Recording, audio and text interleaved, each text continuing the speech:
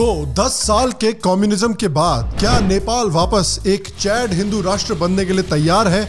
आइए इस बात को थोड़ा डिटेल में एक्सप्लोर करते हैं।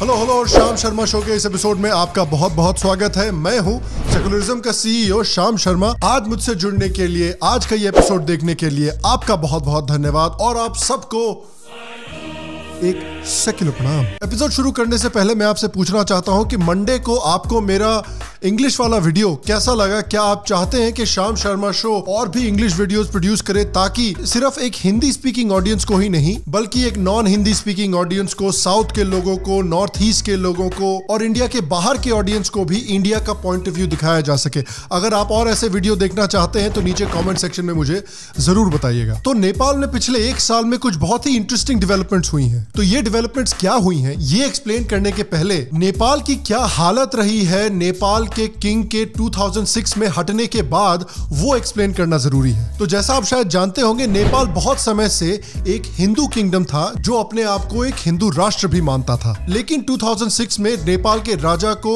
हेड ऑफ द स्टेट से हटाया गया और 2008 में पुष्प कमल दहाल प्रचंड के लीडरशिप में कम्युनिस्ट पार्टीज ने नेपाल में इलेक्शंस जीता और नेपाल पर राज करना शुरू किया। और आप तो जानते ही हैं कि जहां जहां कम्युनिस्ट जाते हैं, चाहे वो फिल्में हो, चाहे वो कंपनियां हो, चाहे वो कॉलेजेस हो, जहां पर भी ये लोग जाते हैं बरखा दत्त की तरह पनौती बन जाते हैं। और जैसे ही 2008 के बाद कम्युनिस्ट पार्टीज नेपाल में पावर में आई, उन्होंने नेपाल को अपने हिंदू सिविलाइजेशनल रूट से अलग करना शुरू कर दिया। और क्योंकि ये कम्युनिस्ट पार्टीज आइडियोलॉजिकली चाइना से बहुत ज्यादा जुड़ी हुई हैं और चाइना से बहुत इन्फ्लुएंस्ड हैं, ये चाहती थी कि नेपाल को हिंदुस्तान से दूर करके चाइना के और पास लाया जाए। और अनफॉर्चुनेटली पिछले 10 साल में हमने यही देखा है। चाइना का इन्फ्लुएंस पिछले 10 साल में नेपाल के ऊपर बहुत जोरों से बढ़ा है। चाइना ने बहुत सारे पैसे इन्वेस्ट किए हैं नेपाल में और चाइना ने नेपाल की कम्युनिस्ट पार्टियों का इस्तेमाल करके नेपाल की पॉलिसीज को भी इन्फ्लुएंस करना शुरू किया है। उसका एक बहुत बड़ा एग्जांपल था कि हाल में ही अमेरिका की गवर्नमेंट ने $500 मिलियन का ग्रांट दिया था नेपाल को डेवलपमेंट प्रोजेक्ट्स के लिए। याद रखिए, ये ग्रांट है, ये लोन नहीं है और नेपाल को ये $500 मिलियन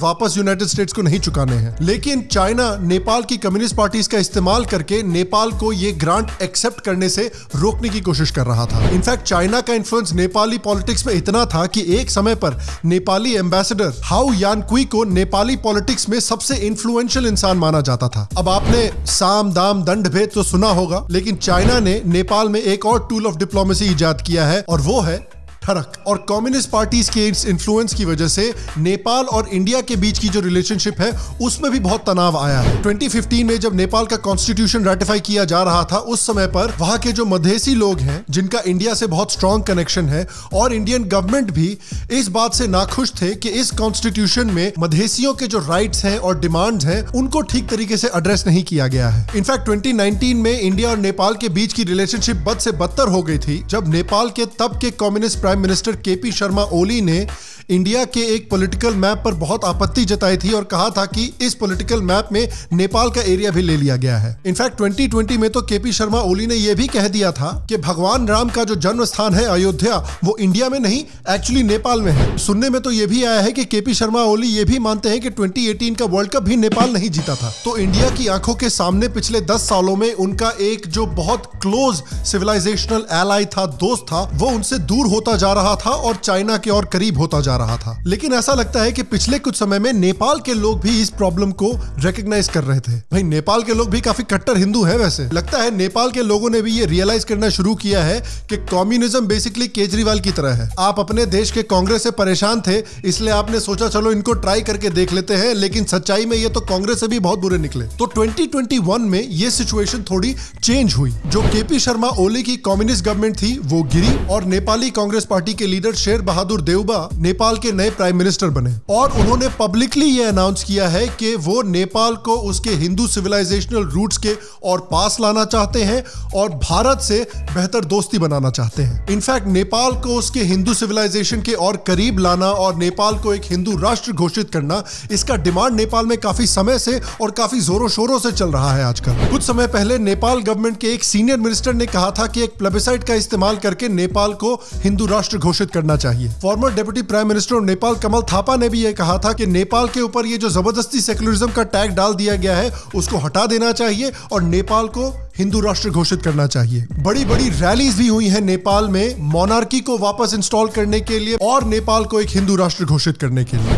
नेपाल को हिंदू देश बनाने की मांग काफी तेजी से शुरू हो चुकी है और इस मांग का समर्थन सत्ताधारी पार्टी के नेताओं ने और मंत्रियों ने भी करना शुरू कर दिया है। इनफैक्ट नेपाल की गवर्नमेंट में और नेपाल की ऑपोजिशन पार्टीज में दोनों में नेपाल को एक हिंदू राष्ट्र घोषित करने के लिए सपोर्ट है। अब ऑब्वियसली इस डेवलपमेंट से जो भारत के सेकुलरिज्म के ठेकेदार हैं वो बहुत दुखी हैं। अब लेकिन इनके बारे में बोले ही क्या यार, इनको अगर आप बोल दीजिएगा कि रमजान में भी राम आता है तो कहीं ये रमजान को न गालियां देने लगे। नेपालियों का नेपाल को हिंदू राष्ट्र डिक्लेयर करने के पीछे ये रीजनिंग है कि जो हिंदू राष्ट्र है वो बेसिकली सभी नेपालियों को यूनाइट करेगा, कास्ट के बेसिस पर, लैंग्वेज के बेसिस पर, रीजन के बेसिस पर लोगों को डिवाइड नहीं करेगा। और ये जो हिंदू सेंटिमेंट है वो क्रिश्चियन कन्वर्जन से भी नेपालियों को बचाएगा जो बहुत तेजी से नेपाल में इस समय पर हो रहा है। तो अगर आप इसके बारे में जरा सोचे तो नेपाल के जो हिंदूज हैं वो बेसिकली सावरकर का हिंदुत्व ही अपना रहे हैं। तो नेपाल को अपने हिंदू सिविलाइजेशन के और करीब लाने के साथ साथ नेपाल के पॉलिटिकल लीडर्स ये भी चाहते हैं कि नेपाल की इंडिया के साथ रिलेशनशिप भी बेहतर हो। नेपाल के प्राइम मिनिस्टर बनने के बाद शेर बहादुर देउबा की जो फर्स्ट फॉरेन ट्रिप थी वो इंडिया में हुई थी। उन्होंने प्राइम मिनिस्टर मोदी को नेपाली स्टूडेंट्स को यूक्रेन से निकालने के लिए, इवैक्यूएट करने के लिए थैंक यू भी बोला है। इनफैक्ट जब वो इंडिया आए थे तो वो योगी आदित्यनाथ से मिलने के लिए उत्तर प्रदेश भी गए थे और उन्होंने काल भैरव और काशी विश्वनाथ मंदिर में पूजा भी की थी। और इनफैक्ट उन्होंने काफी यूनिक चीज की कि वो एक्चुअली बीजेपी के हेडक्वार्टर्स गए मिलने के लिए। वो एक ऐसे प्राइम मिनिस्टर हैं जो पहली बार एक पॉलिटिकल पार्टी के हेडक्वार्टर्स में गए थे। तो ऐसा लग रहा है कि नेपाल के जो हिंदुत्व लीडर्स हैं वो इंडिया के हिंदुत्व पार्टीज और हिंदुत्व लीडर्स के साथ बेहतर रिलेशनशिप डेवलप करना चाहते हैं। और देखिए, नेपाल कम्युनिज्म से अलग होना चाहता है, अपने कल्चर को रिवाइव करना चाहता है, भारत से दोस्ती करना चाहता है। इसके पीछे एक और ये कारण भी हो सकता है कि शायद उन्होंने ये देखा हो कि चाइना से बहुत ज्यादा दोस्ती करने की क्या असली कीमत होती है। उन्होंने शायद देखा है कि इस समय पर श्रीलंका की क्या हालत हो रखी है। चाइना ने श्रीलंका को करीब करीब $8 बिलियन का लोन दिया हुआ है जो इस समय पर श्रीलंका चाइना को नहीं चुका पा रहा है। और श्रीलंका के एक्सपर्ट घबरा रहे हैं कि कहीं ये चाइना का डेट ट्रैप ना हो। इनफैक्ट श्रीलंका के पास इतने फॉरेन रिजर्व्स भी नहीं है कि वो तेल भी खरीद सके।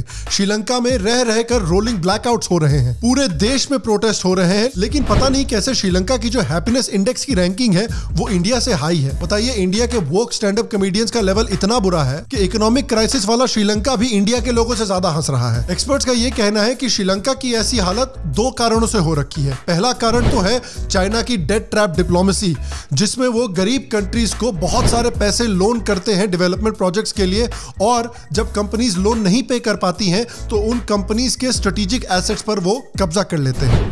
दूसरा रीजन है श्रीलंका के जो लालची लीडर्स रहे हैं, जो बिना कुछ सवाल पूछे, बिना कुछ आगे का सोचे चाइना से लोन पे लोन लेते रहे। पाकिस्तान की भी बुरी हालत हो रखी है चाइना से रिलेशनशिप डेवलप करने के बाद। एक समय ऐसा हुआ करता था जब पाकिस्तान का जो एक्सटर्नल डेट था वो $44 बिलियन था 2013 में, जिसमें सिर्फ 9.3% डेट चाइना का हुआ करता था।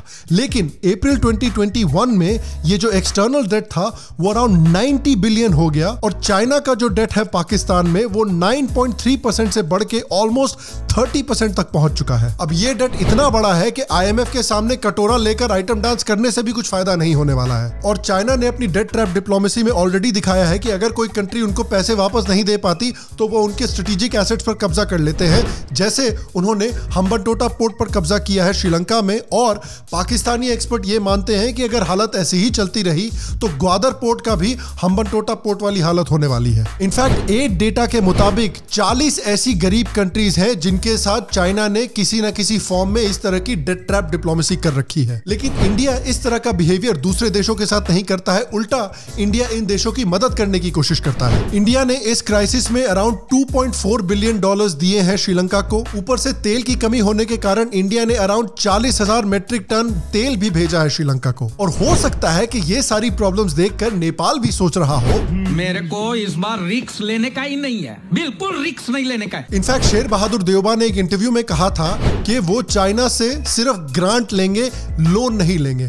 ग्रांट ऐसी पेमेंट होती है जो आपको वापस चुकानी नहीं पड़ती है। इनफैक्ट जब चाइना के फॉरेन मिनिस्टर नेपाल आए थे कुछ डील साइन करने के लिए, तो चाइना का जो बेल्ट एंड रोड इनिशिएटिव है उसका एक भी प्लान शेर बहादुर देवबा ने चाइना के साथ साइन नहीं किया। तो इस रिलेशनशिप को आप कंपेयर कीजिए इंडिया और नेपाल की हिस्टोरिक रिलेशनशिप से। इंडिया और नेपाल की जो रिलेशनशिप है वो किसी पैसे पर नहीं बेस्ड है, वो किसी गवर्नमेंट टू गवर्नमेंट कॉन्टैक्ट के ऊपर नहीं बेस्ड है, उल्टा वो एक सिविलाइजेशनल रिलेशनशिप है। जिस तरह इंडिया और नेपाल के बीच में सिविलाइजेशनल और कल्चरल कनेक्शन है, वैसा कनेक्शन नेपाल का चाइना के साथ नहीं है। जो गोरखनाथ बाबा हैं, जिनको नेपाल में इतना प्यार किया जाता है, इतना पूजा जाता है, उनका मठ इंडिया में है, नेपाल में नहीं है। इनफैक्ट इकोनॉमिकली भी नेपाल इंडिया पर बहुत डिपेंडेंट है। कई एस्टिमेट्स के अराउंड ये माना जाता है कि अराउंड 6 से 8 मिलियन नेपाली जो हैं वो इंडिया में काम करते हैं, और ये रेमिटेंसेस जो इंडिया में काम करने वाले नेपाली वापस नेपाल में भेजते हैं, उन रेमिटेंसेस से नेपाल की काफी इकोनॉमिक डेवलपमेंट भी हुई है और पॉवर्टी भी बहुत कम हुई है। और मदद की घड़ी में हमेशा इंडिया नेपाल के साथ खड़ा रहा है। इंडिया ने हाल में ही एक टाइम बाउंड पेट्रोलियम पाइपलाइन की डिलीवरी की है नेपाल को। इंडिया ने हाल में ही एक important railway passenger service provide की है नेपाल को, और 2015 में इंडिया ने नेपाल को फाइनेंशियल असिस्टेंस भी प्रोवाइड की थी, जिससे उन्होंने 2015 के अर्थक्वेक के बाद स्कूल्स बनवाए थे, हॉस्पिटल्स बनवाए थे और 50,000 घरों की मरम्मत भी की थी। तो कम से कम नेपाल को इतना पता चल रहा है कि इंडिया के साथ जो उनकी रिलेशनशिप है वो कल्चरल है, सिविलाइजेशनल है और चाइना से कहीं ज्यादा स्टेबल है। लेकिन प्रॉब्लम यह है कि शेर बहादुर देवबा जो इंडिया से फ्रेंडली रिलेशनशिप रखना चाहते हैं, उनका टर्म 2022 के एंड में खत्म होने वाला है, क्योंकि 2022 के एंड में नए इलेक्शंस होने वाले हैं नेपाल में। तो हो सकता है कि कोई और बनकर आए प्राइम मिनिस्टर नेपाल का। लेकिन इंडिया को यह होप करना चाहिए और नेपाल के लोगों को भी यह होप करना चाहिए कि एक ऐसा प्राइम मिनिस्टर बन के आए जो नेपाल को वापस अपने हिंदू सिविलाइजेशन से कनेक्ट करने की कोशिश करे, हिंदुत्व को अडॉप्ट करे और इंडिया से बेहतर रिलेशनशिप बनाने की कोशिश करे, क्योंकि ये दोनों देश के हित में है। और मैं आपसे पूछना चाहता हूं कि आपको क्या लगता है, नेपाल अगर अपने आप को एक हिंदू राष्ट्र घोषित करता है तो उससे नेपाल को क्या फायदे हो सकते हैं? नीचे कमेंट सेक्शन में मुझे जरूर बताएं। बाकी अगर आपको आज का एपिसोड पसंद आया तो प्लीज आज के एपिसोड को एक लाइक दीजिए, थम्स अप दीजिए, इससे मेरी बहुत मदद होती है, शाम शर्मा शो की बहुत मदद होती है। अगर आपको शाम शर्मा शो पसंद है और आप शाम शर्मा शो के मक क्लब के मेंबर बनना चाहते हैं या स्टिकर क्लब के मेंबर बनना चाहते हैं, तो शाम शर्मा शो के पेट्रन बने पेट्रियन पर। मैं आपसे अगले एपिसोड में मिलूंगा, तब तक स्वस्थ रहें, सुखी रहें, फिर मिलेंगे। और आप सबको एक सेकंड प्रणाम।